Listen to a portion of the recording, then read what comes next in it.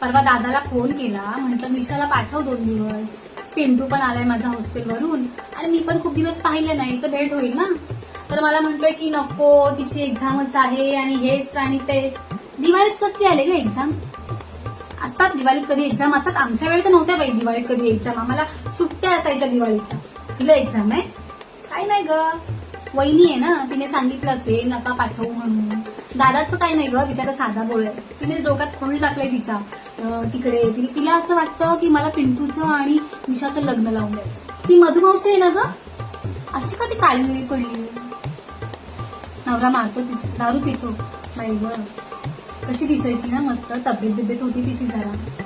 सापच बारीक झाले ग. ती जोशी काकूची सून पळून गेली का ग? मी परवा विद्या मावशी भेटली होती ना बाजारात, तर ती सांगत होती की पळून गेली. यांनी चौकशी नव्हती केली का लग्नाआधी पुढची?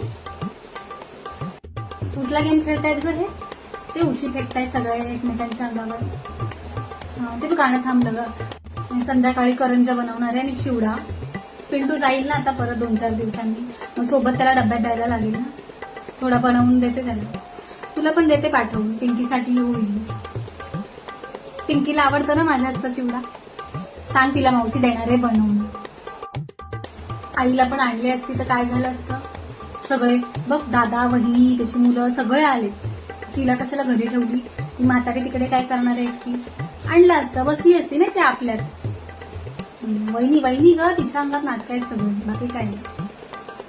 निशाचं काय बघूया, वहिनी कुठला राजकुमार शोधून आणते ते.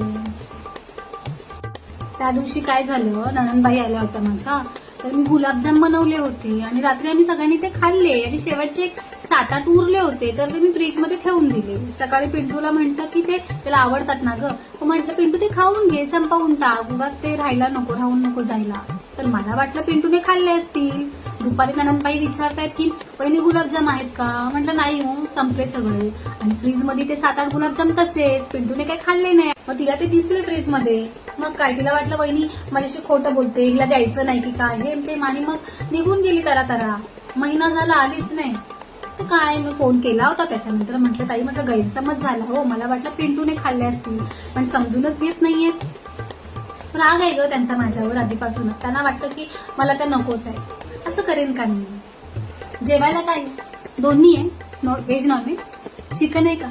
चिकन आहे ना, बरं झालं बाई. मला चिकन शिवाय घासत जात नाही. ते डाळ भाजी तर माझ्या डोक्यातच बसते, मी ते खाऊच शकत नाही.